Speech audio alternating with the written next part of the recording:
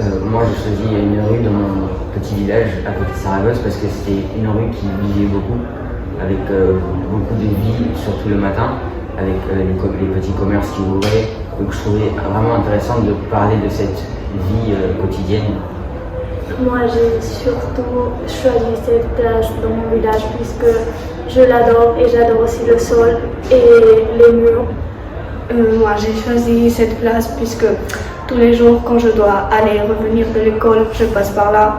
Et il y a beaucoup de vie et j'ai pensé que c'était un bon endroit pour pouvoir décrire tous les mouvements. Moi, j'ai choisi un passage et je l'ai choisi puisque il y avait des personnes très différentes, par exemple, et à des différents moments de la journée.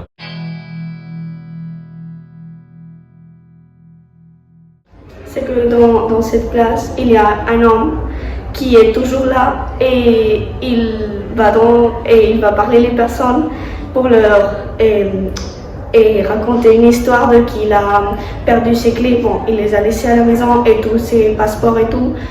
Et il a besoin de l'argent pour aller voir ses filles et en Khaka. Donc, il fait à tout le monde et demande de l'argent. Moi, une fois, je lui ai donné et 2 jours après, il m'a revenu pour me conter la même histoire. Lorsque je suis allée à la place, plusieurs fois, il y avait des vieilles dames qui rentraient chez elles, mais elles rentraient dans la même maison et on les entendait crier, mais comme s'ils étaient des amis, et même lorsqu'elles fermaient la porte. Et moi, pour observer ma rue, j'étais sur un banc le matin et j'en parle dans ma description, il y avait tout le temps une vieille dame, ça c'est vrai, sur un banc en face de nous.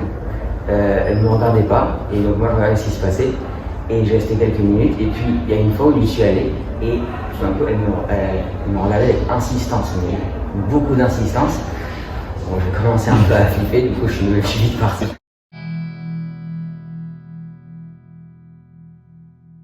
Moi j'ai trouvé ce travail intéressant pour tout le monde, je pense, parce que c'est un travail où on devait respecter, écrire à la manière de Zola.